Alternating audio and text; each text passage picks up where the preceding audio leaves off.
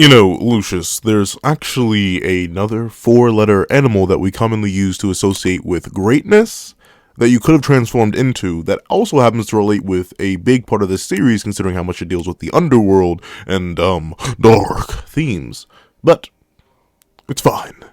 You don't need to be the goat, because that deer form is fire.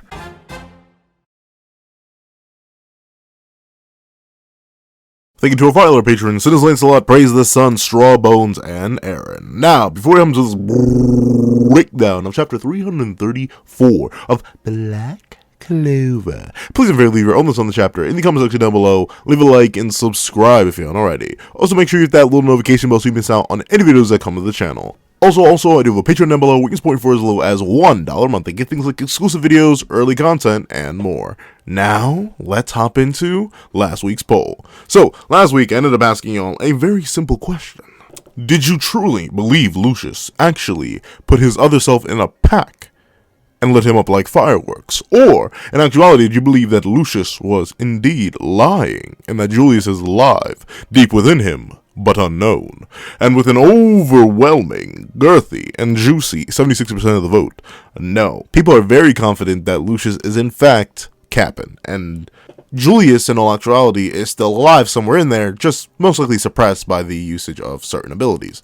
And personally, I also believe this. I don't know. I don't think Tabata would, not necessarily off-screen. He didn't off-screen Julius's death, but Julius, despite the Lucius reveal technically being a lot of fanfare, and last chapter opening up with, the whole internal interaction as you had in the background on Lucius, I feel like Julius, the Wizard King, he wouldn't... It's almost like... It's weird to say he wouldn't go out like that because he went out like that, but it feels like something that Tabata wouldn't do. And I'm not saying... Because then again, I don't know, because some of these mangaka go crazy right now. Certain things are happening in another manga that I didn't think the mangaka would ever do, but then again, I also don't trust them fully. And the thing with this is, I think the whole reason Lucius is actually a separate soul and not just Julius's true feelings is because there's gonna be some sort of saving Julius portion of this arc. Even if Asta does manage to surpass and beat Lucius, Julius will come back. Mainly because there's no reason to split them up as souls and have one good side and one bad side unless you were going to save the good side. I would be happy if Asta had to get rid of Lucius and that ended up getting rid of Julius and that ended up being a sad farewell, a bittersweet reward. But regardless, to even get the bittersweet reward, he has to be alive, and I agree with y'all. The 76% of y'all, I think he's alive. However, those are my thoughts. And I'd like to thank everyone for giving your thoughts in last week's poll. Make sure you get tomorrow's poll dropping at 12 p.m. Make sure your thoughts are included for next week's video. Now, let's hop into the review. What's up, guys? Pencil here, and here we are to review chapter 334 of Black Clover, which is known as Fragile Soul. And that's quite an apropos, Lucius really is a big time. He a villain. Already a solid. He was foreshadowed a lot, but what? This is his third chapter, really even existing as a character.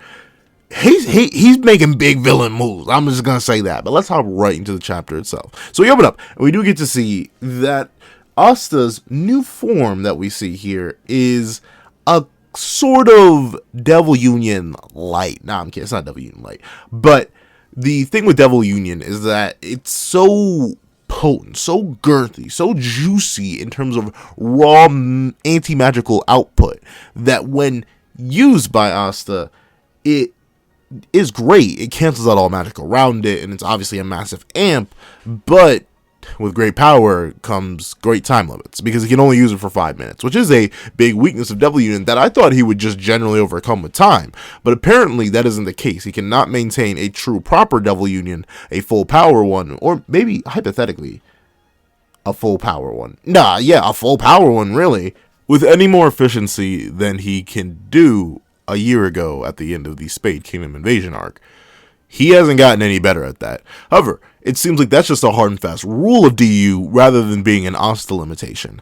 And thusly, in order to counteract such limitation, what Asta does instead to optimize the process is utilize DU on only a singular part of himself, focusing the anti-magic and extending the usage of anti-magic up to 10 minutes rather than 5. And in a verse as fast as Black Clover, doubling your time limit on one of your most powerful abilities is very, very important. However, interesting thing is, since I was mistaken, last chapter he did not use True Devil Union, I wonder if he has access to that. Does he know how to do that? Did he just never figure it out? It's not like he or Lieb or anyone here even mentions it just yet. But to be fair, they are in the middle of a very heated confrontation. So maybe they do have access to it, but that takes even more energy considering how expensive power-wise that thing would be on the narrative if it came with no drawbacks. So he ends up locating anti-magic mainly in his hands and his arms in this case, in order to swing his blade with as much force as possible with the 10 limit timer. However, naturally, due to Lucius keeping true to his claim, despite how massively Asta should reasonably scale above a character like Julius, at least according to the Patry fight, scaling compared to now, Lucius is able to pretty casually avoid him. And notably, Lucius is doing this all in base. Like, outside the fancy new drip, he hasn't activated anything, he hasn't used any special powers, he's just relying on his time magic, and he's able to evade Asta. Interestingly enough, he's able to use his time magic in the presence of Asta, but that, once again, that may actually just be due to the fact that he's not using full on DU, he's using a partial DU. So, who knows, hypothetically, in a full DU scenario, maybe Lucius wouldn't be able to use time magic at all. He would just neutralize it all, especially after a whole time skip of training.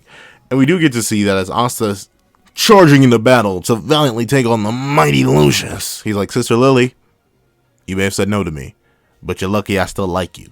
Get on out of here before I use you as a hostage. No, I'm kidding. But we do get to see that with the advent of time magic being used by a relevant combatant in the narrative again, the inherent insanity of time magic is brought up once more. So far so that the narrator straight up says, spells that manipulate time are invincible. Nothing in the natural world can defy time.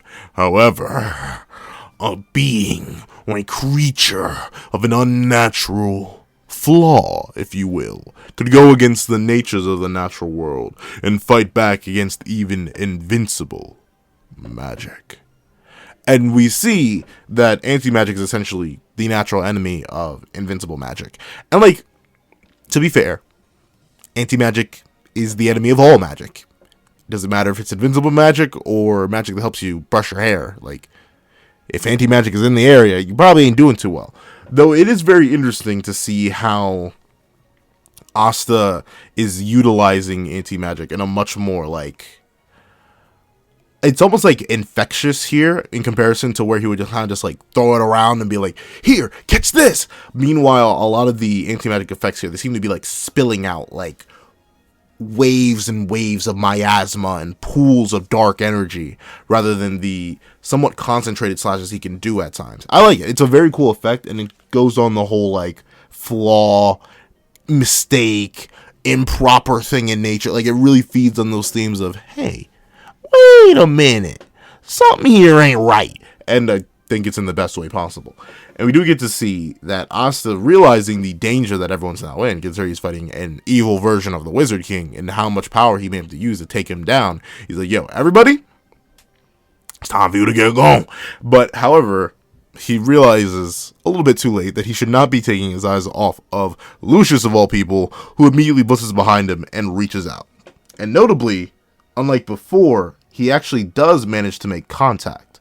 However, even with this contact being made, Asta manages to react and slash at him, but Lucius dodges once again. However, Lucius very clearly notes that he made contact, but nothing happened.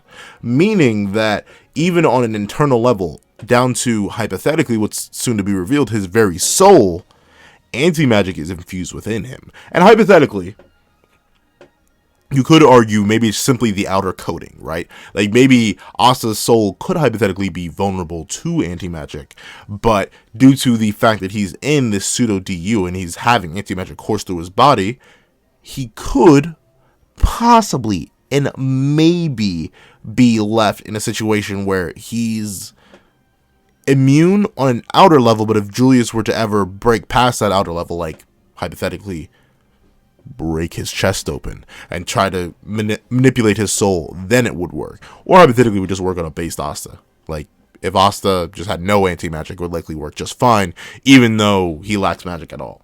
And we do get to see that Lucius fully acknowledges it. Like, the like button is free, and so is the subscribe button. But he also acknowledges the fact that it would greatly help out the channel if you hit those. And thirdly, he acknowledges the fact that only physical attacks really will work on anti-magic. He even just flat out swings full force with his fist at a wall. And I'll admit, there's something oddly hilarious about seeing Julius, or in this case Lucius, like the ultimate mage, just slobber knock a whole roof. Like, he straight punched his hand straight through the concrete, and Asta was forced to dodge, showing that in terms of just raw power, obviously punching open a roof is not the craziest power feat we've seen, but the fact that Asta had to dodge his physical attacks means that Lucius is a threat on both fronts. Not only does he have access to the most invincible magic, not only does he have access to a magic that can manipulate one's very soul, but on top of that, he has the raw physical power through reinforcement magic to cause serious threats to a heavy hitter like Asta, who arguably, at his peak, or even in a state like this, is top 3, if not top 1, strongest physical characters in the entire verse. The only other outliers, hypothetically, being Lucci, who is now no longer with us in the world of the living, and or Yami, who we'll see. And I'm not gonna lie, I just love it. I love the contrast, right? Because you have this regal, dripped out, saucy looking man just punching a wall with all his force, like straight, and he misses, but it shatters everything there. And we see that Asta immediately starts having flashbacks, right? Because he firsthand has seen that kind of punching style before. It immediately reminds him of Lucci. And he realizes that eating and consuming and becoming one with Lucci means that Lucius didn't just get the raw magical power, which is why his key seems off. But on top of that, he got pretty much all of his fighting experience, which means a mage like Julius / Lucius in this case. I'm sorry, I keep calling him Julius because that's the most I'm used to. Lucius is the new name, but a mage like Lucius now is fully capable of physically brawling, which still, I never necessarily got that part about Lucci in the first place, why he was such a physical brawler. Like, it seems so out of character, or not out of character, but out of line in a world that's so about magic. Like, I guess you can just have gains alongside your magical stats, and there is reinforcement magic, obviously. And I'm not saying there aren't, like, physically powerful mages. Look at Leona, look at Yami, and stuff like that. But the Demon King, a slobber knocker. I don't know. The two things just don't go together in a world so focused on magic. However, we do get to see that Asta declares that they're stronger than they were back then, which means that this partial DU Asta may actually surpass 50% Lucci. 100% Lucci, I'm not exactly sure. I think you may probably need either full DU or true DU for that one, because Asta, I mean, it should be within Asta's capabilities to guess what 100% Lucci is. If he knew Lucci was at 50%, but then again, he can't sense magic. So I wonder if he could, like, can you visualize something 2 times stronger? I think so. I think you can reasonably think that 2 times stronger, 2 times faster, especially in a world like Black Clover where your mental imaging would come in handy a lot more and you'd be constantly using it. And we do get to see that due to the evolution, not only are they stronger and faster, but they manage to read Lucius's next punch, avoid it, slide in, and swing on that bad boy. However, Lucius once again evades just due to how fast he is, and Asta begins to draw the second blade. He brings out the slasher and immediately sends a anti-magic slash at Lucius.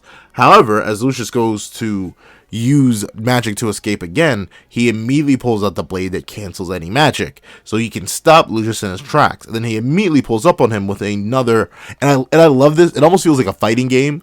This is such a stupid comparison, but in certain fighting games, you'll have characters with slow-moving projectiles that you can follow behind and combo into. Like, they'll like put block pressure on your opponent, and then you yourself then character you're controlling can hop in there and start a block string. And that's what it really feels like with Asta, right? Because he threw out the projectile, then canceled out the opponent's own zoning options or escape options, and then proceeded to lunge in right by, ready to attack Lucius again.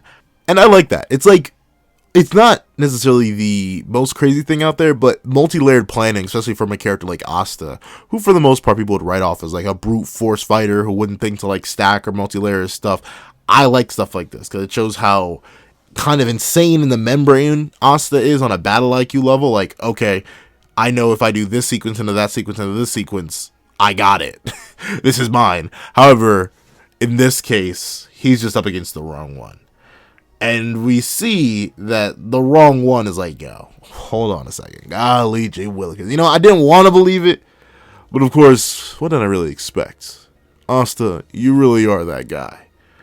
And because of that, your raw power is incredible. Almost inhuman. But at the same time, it ends up threatening world peace. My world peace.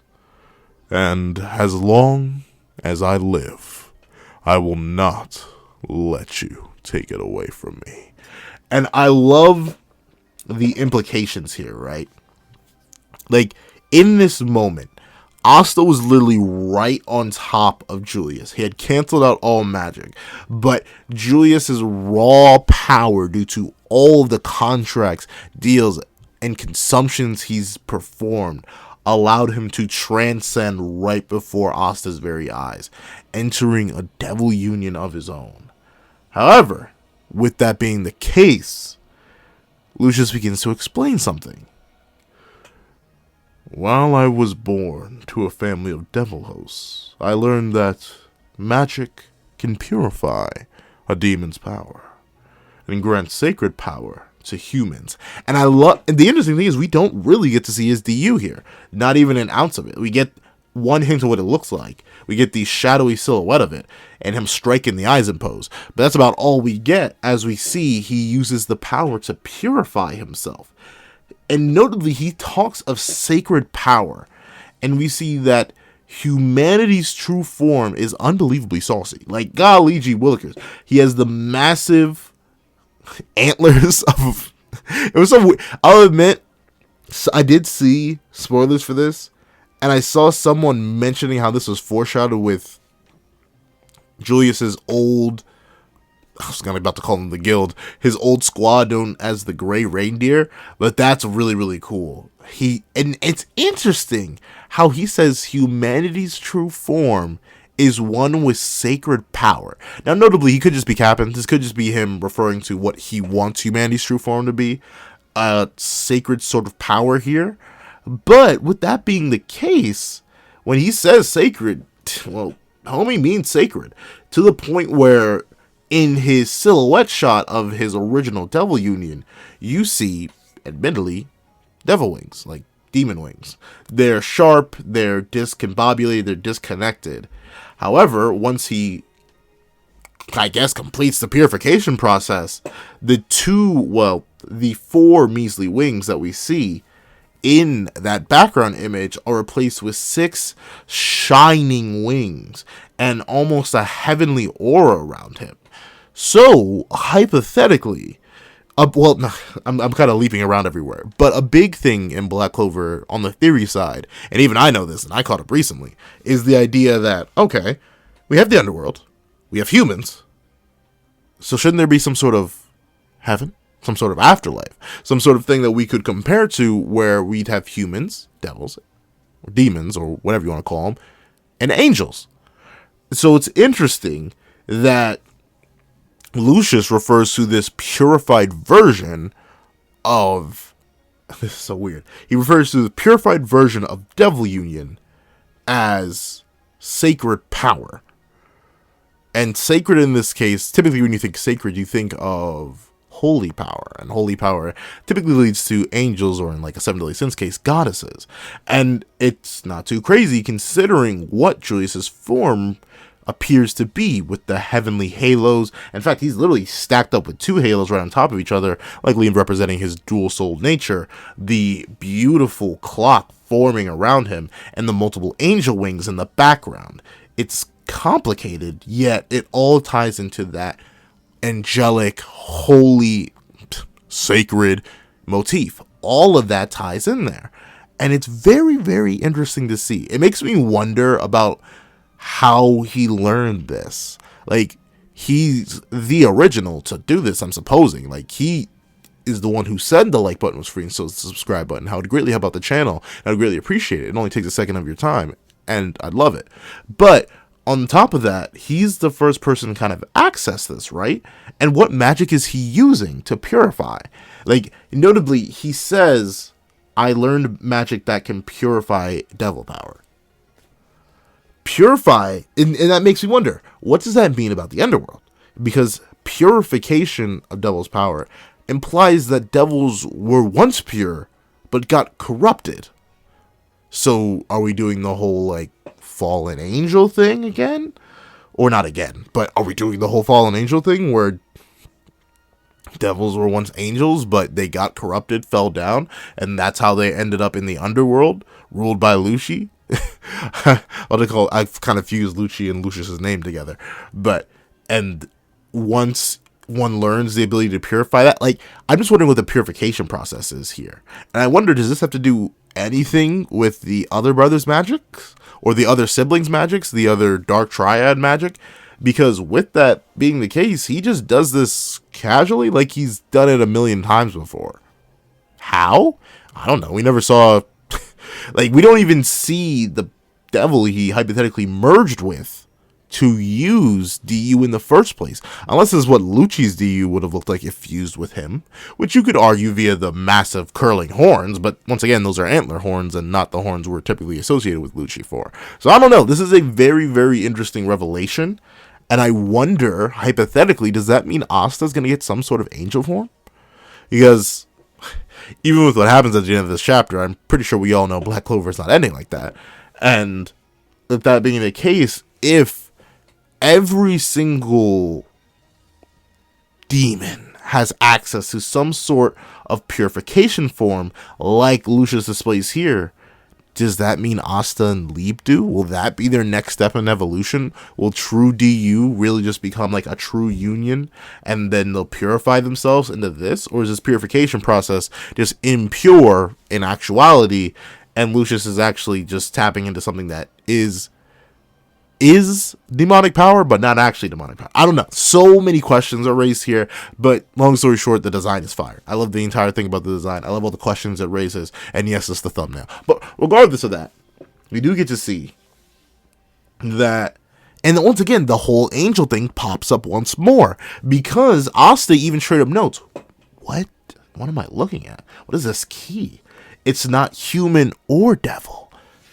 What other race could it be? I mean, he probably doesn't know that Charmy is part dwarf, but I doubt somebody tells me Lucius isn't a dwarf right now. So what else does that leave? If it's not either or any of the three species that we know to exist so far. Well, 4 species, because we have elves.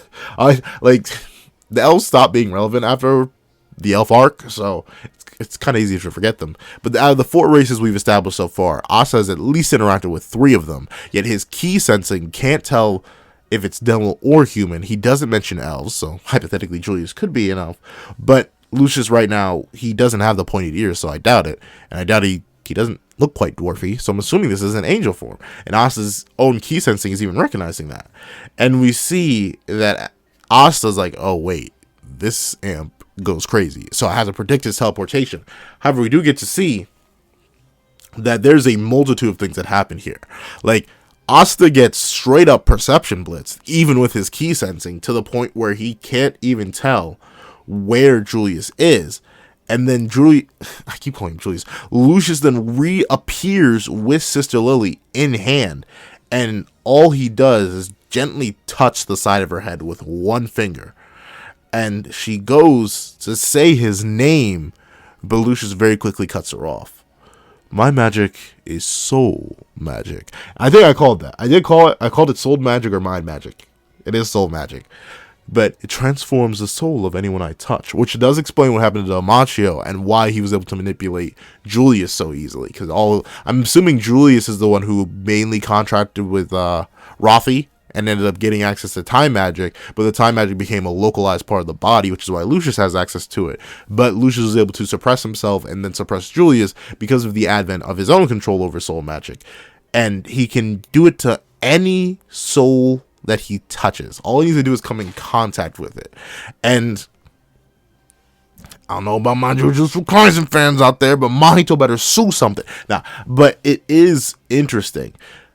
Lucius describes, the soul is the source of human life, spirit, and magic.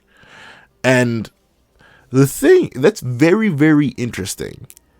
So does that mean that by having no magic, this is gonna sound bad, does Asta have no soul? But then again, he has human life. He is like human that lives. And I'm not sure what spirit means. Does spirit mean consciousness in this case?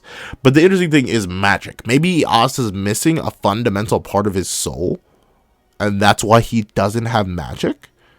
Is his soul altered? That's very interesting. That, and to be fair, I think we kind of knew that the soul was the source of magic, but at the same time, the fact that Asta is a living, breathing, functional soul in a body that works, but he doesn't have access to magic. Very interesting.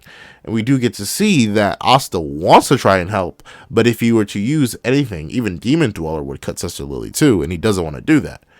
And we see that Lucius, knowing he has the absolute upper hand here, goes on to say, well, since you won't do anything, allow me to show you what a truly happy human looks like.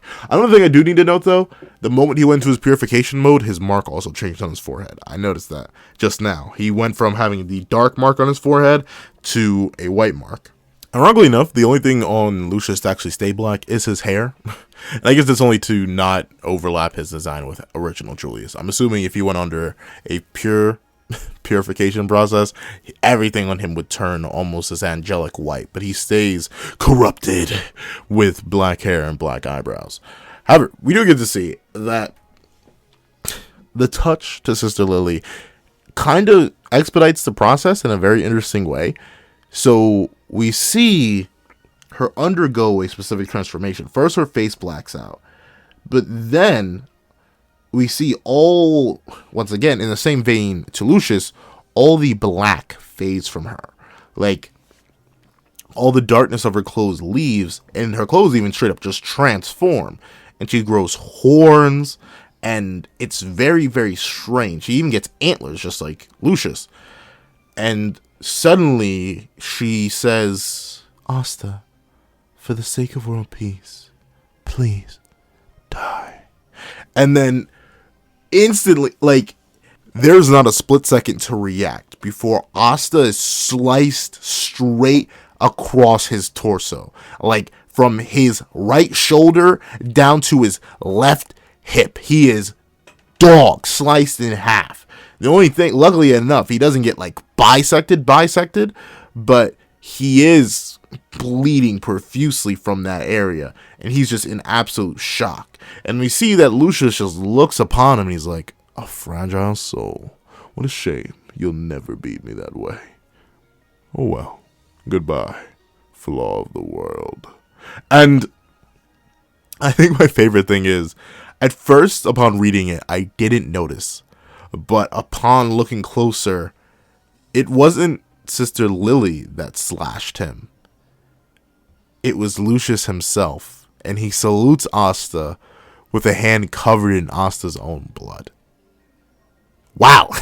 Like, like, I'm not sure, something about this week and villains just being on a high roll on it. Like, I can't, of all the things I've read this week that have to do with like major villains and major antagonists going on at the time, there's not a single one where the antagonist hasn't gone crazy, except for like Boruto.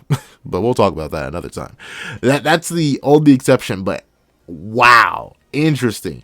And we don't get a full-on look at Sister Lily's design. We only get to see that one close-up headshot of her, which I ended up drawing. And we see she also does have access. No, I feel like access is the wrong word. She also does have a halo, has those holy wings, and is in the same replicant form as Lucius. Though admittedly, it seems like her antlers are missing. Like, I took the liberty of giving her antlers based on that one little upper panel, but I don't know. I don't see any antlers in that far away shot. But once again, it's a far away shot, so Tabata may have been like, forget it, I'm not drawing the darn antlers. But interesting, very, very interesting. So the first major saga had all to do with elves. The second major saga had to do with demons in the underworld. So this final saga is going to deal with heaven and the angels. Interesting. Questions are raised here, though. If Lucius can just personally, if he can touch you to make you feel better, he can make you he can make you happy by touching you, all right. If he can do all that, why does he need his siblings? Did he absorb their magic already? Is that how he's able to do it? He's using soul magic on top of body magic? Because unless it's literally just Mahito again, and like changing your soul can fundamentally change your external appearance, I don't know how he managed to transform Sister Lily with just a touch. I can get how he can wipe out someone like Don Machio just by purely erasing their soul, and I get how he can suppress Julius, just literally suppressing his soul. But somehow I'm wondering if this isn't necessarily complete. Maybe something else needs to be done with the help of the other Dark Triad members, fundamentally changing their bone, their blood, and their body.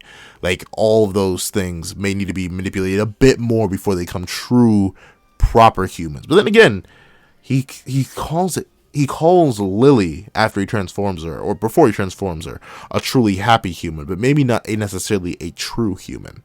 Very, very, very interesting. Chapter 334 is my favorite. Like, out of all the chapters I've read this week, it is by far my favorite. It does so much good for establishing Lucius as a real, proper, credible threat, even in the face of an Asta that is stronger after all his training. It shows Asta real, true, and proper despair. Not only is he fighting someone he viewed as an icon, who now is taken over by another version of themselves, but on top of that, the one person that he loved and really, really wanted to be with, and he truly desired, not only just turned him down and brother zoned him, but on top of that, she's now the person who got transformed first before his very eyes and ended up being an accidental accomplice in the individual that sliced Asta down. And this chapter, it's a quick lick, right? Like, how many spreads? We got, like, there's not even a single real spread in this. Like, it's just 17 pages and like a pseudo spread, like 3/4 of a page. But it's still heat. It's still perfect. Like, this is an easy 10 out of 10 chapter. It does so much. It raises so many questions, and Katrusha's two fire designs builds up on theory. It builds up on some existing theories and raises even more questions. And I'm super duper excited to see where we go from here. However, those are my thoughts. Please send me your thoughts in the comment section down below. Thank you so much for watching. Remember to like, share, comment, and subscribe. Make sure you hit that little notification bell so you miss out on any videos that come to the channel. Also, I do have a Patreon down below. You can support for as low as $1 a month to get things like exclusive videos, early content, and more. Those include the live reaction to this very chapter. However, thank you guys so much for watching once again, and I hope you guys have a wonderful day. This is that guy with the pencil, writing off.